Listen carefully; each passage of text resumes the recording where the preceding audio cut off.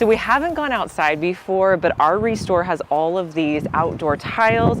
I found these sink bases, you guys. Now they're $50 each, which is a little bit pricey, but how gorgeous would this be as a bowl that you could have on your coffee table? So I just found these square tiles. They have this really cool pattern on them. I'm thinking we can make a wall art out of these. I'll put the price of how much they were because I'm not really sure exactly how much these cost. So these tiles were pretty interesting. Originally, I thought I was going to make them into wall art, but as I was working with them, I thought they would make a really cool tray. So I cleaned them off and put them next to each other. Next, I wanted to create a frame, so I had this in my garage. It was just a small piece of wood trim. I measured the wood pieces so that they would fit snugly around my tile pieces.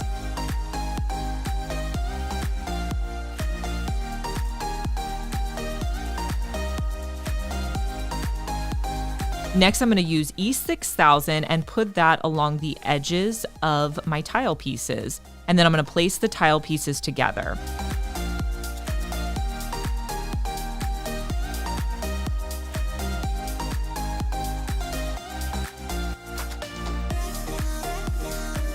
Next, I'm going to use E6000 to add my wood trim to the edges.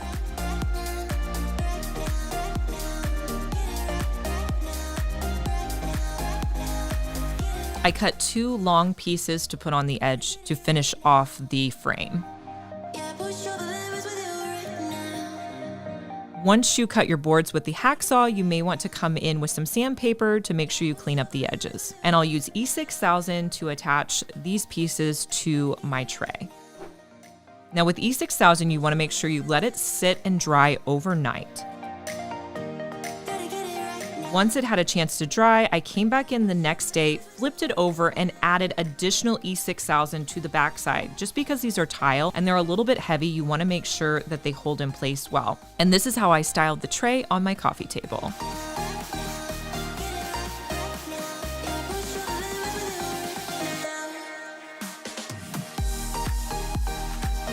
These little square tiles would make great coasters.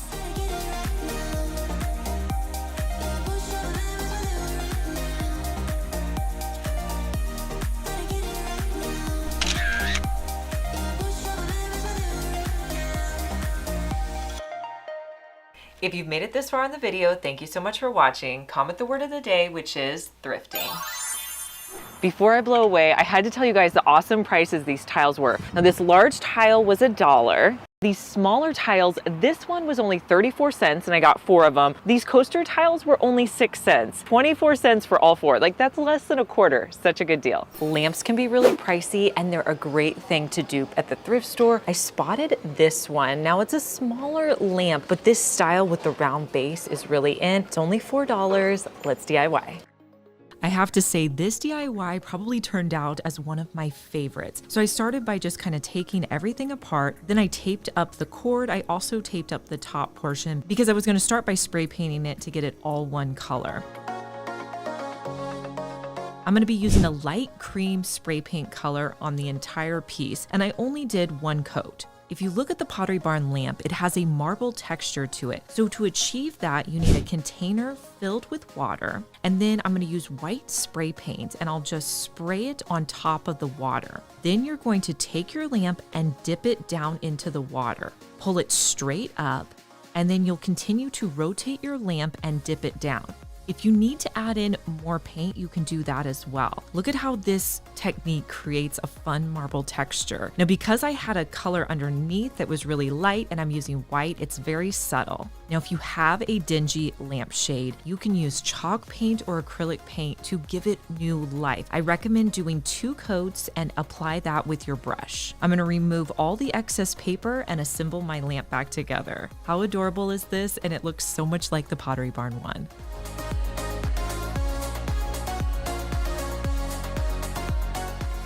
All right, this is cool. This mimics a lot of that texture that we're seeing right now. This piece, I don't even know what this is supposed to be, but it's only $15. I definitely think we can turn this into a Pottery Barn dupe. I'm thinking this is going to make a perfect plant stand. So I started by removing those handles that were on the side. I used my hacksaw. I also used a pair of wire cutters to kind of pull off those nails. It came off fairly well. I did have to use some additional sandpaper to smooth down that edge. If you see along the top, I have some nail holes, so I wanted to fill that up with some putty. So I'm just going to use my scraper and add that putty anywhere that you see the nail holes. Once that had a chance to dry, I'll smooth it down with some sandpaper. My plant stand that we're trying to replicate is a dark gray color. I had a sample paint of dark gray that I thought would work perfectly. So I'm going to add 2 coats of paint to this entire piece. And I'll style it in my home with a plant that I already had.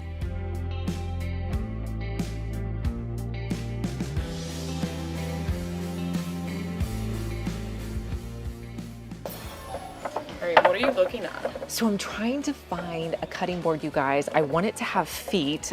This one actually might work. It has some good feet to it. I have a technique I want to try that's going to make this look like Pottery Barn.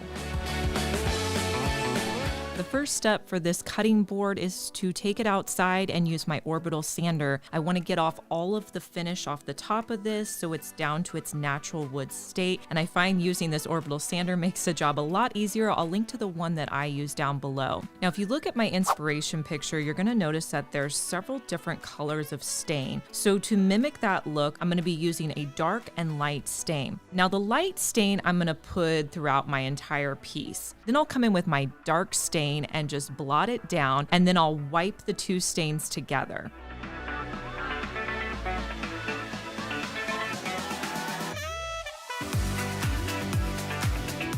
Now, after you do this, step back and look at it and see if you want to add in any additional dark stain. I thought I could use a little bit deeper of a stain, so I actually got out an even darker stain and added that to the edges sporadically. Now let this dry completely.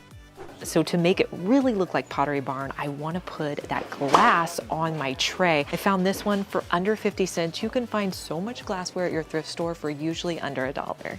After I scrape off the tag, I'm going to spray paint this jar. I'm going to go in with the color white. This is just going to give me a great base to start this piece. The Pottery Barn piece had a mixture of colors, so I'm going to be using an ivory color to spray along the edges, not covering up completely the white that I just put on. Once that dried, you could see the multi-dimension of colors, but we're going to take it a step further using a sponge paint technique, and I'm going to add some browns. I also have a coppery color, and then I have a cream color that's very similar. I'm going to sponge that on till I'm happy with the look.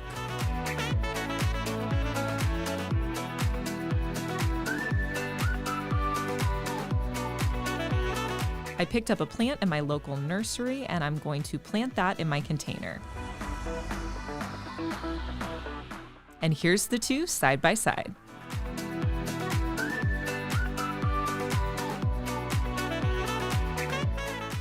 Hey guys, I'm Liz and you're watching my second DIY channel where I post daily DIY videos. You may be familiar with my main channel, Liz Fenwick DIY, but I'm glad that you found me over here on my second channel. Make sure that you're subscribed so you just get notified every day when I post our daily DIY video.